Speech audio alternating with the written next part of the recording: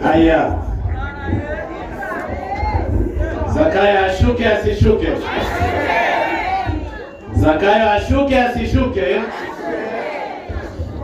Haya, nikisema kitu ya uongo mnasema uongo, sawa sawa?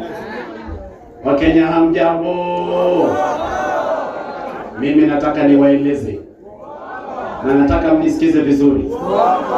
Hapa vile vile tayari tumekwisha weka mpango ya 6 bilioni ili hawa mama mboga na hawa watu makanga na hawa vinyozi na wale wabeba sasa hawa wote wataweza kukopa deni ya serikali bila interest.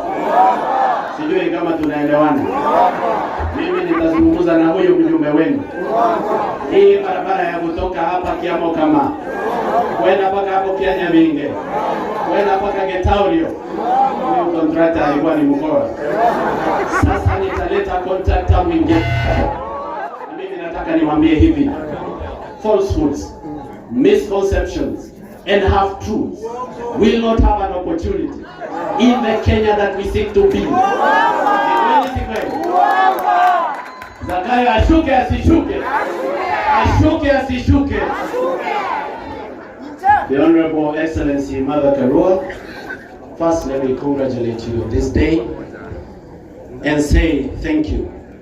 I have bared the pain and brunt of this government. They have come after me. They have come after my family. They've even come after me with KRA.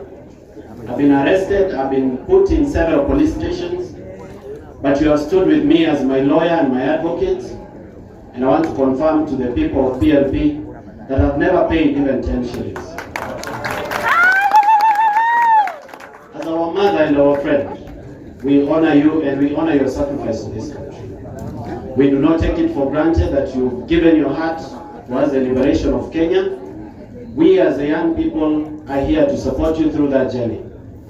I have had many speakers come up here and speak about the unity of leaders. That I agree. That as leaders we must come together. Kwa sababu lazima Kasongo aende nyumbani. However, ladies and gentlemen, we must remember that the problem of our country is beyond leaders. It is also a problem of society and culture.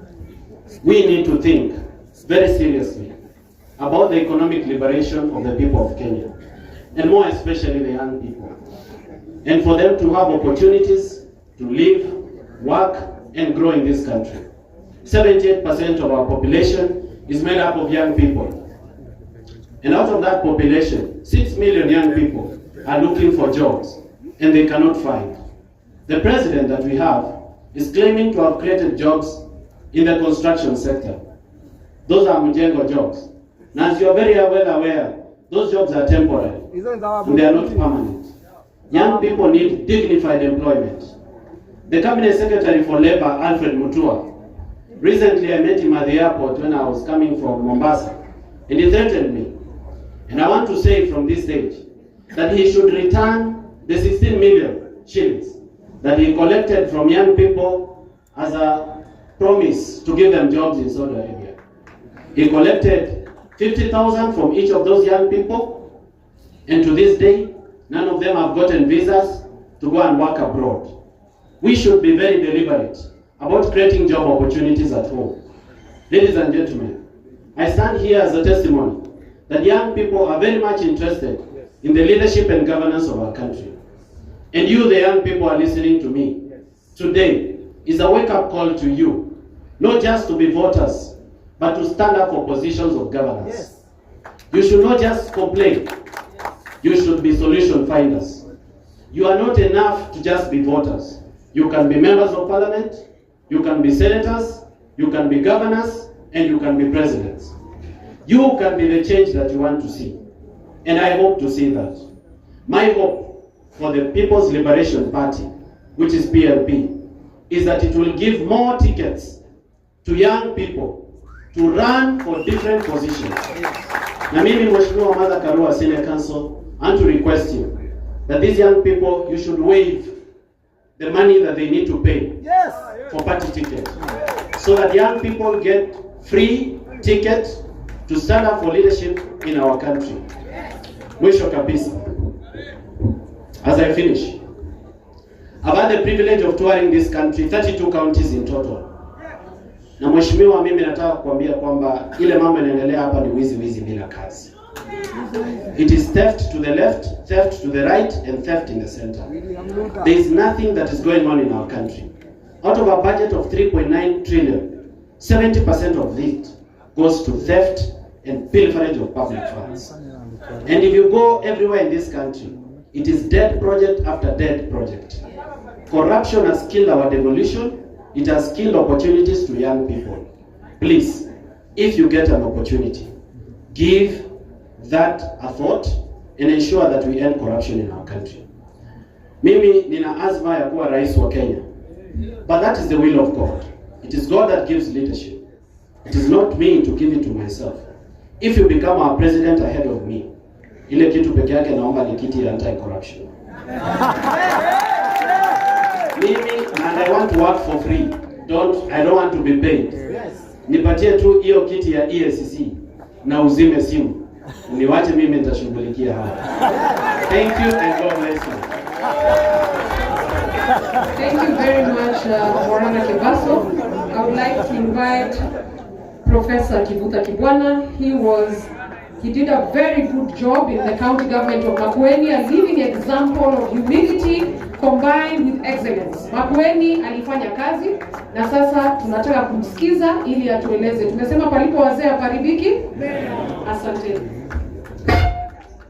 People's Liberation Party. Mimi nina furaha sana kufika hapa leo kwa sababu Martha Karua aliniuliza nije katika kuona chama cha NARC Kenya kikipata sura mpya ya PLP. Nimetoka mbali na Martha Karua kwa sababu sisi wote wawili tulikuwa shule pamoja ya kisheria, mmoja akisimama na mwingine akikaa chini. Kwa hivyo Martha akiniomba nifanye jambo huwa mwepesi kwa kubali. Na vile vile tulipoanza NARC Kenya nilikuwa kutumia lugha ya Wamunyoro shareholder. Nilikuwa founder of NARC Kenya. Kwa hivyo nikaona kwamba leo mpaka pia nifike. Halafu mimi ninapenda sana People's Liberation. Mahali kuna hayo maneno mawili huwa mimi lazima nihudhurie. Na kwa kweli najua kwa sababu tumefanya kazi kwa muda mrefu na Martha. Nimejua kwamba Wakenya wako katika roho yake. Na akiuliza tufanye jambo, ninajua kwamba hatuwezi kupotea njia. Hapa nimeona viongozi wengi na wana talents nyingi, na nimeona kwamba kuna nia ya kuleta hizo talents pamoja. Na kwa kweli tulipoona Gen Z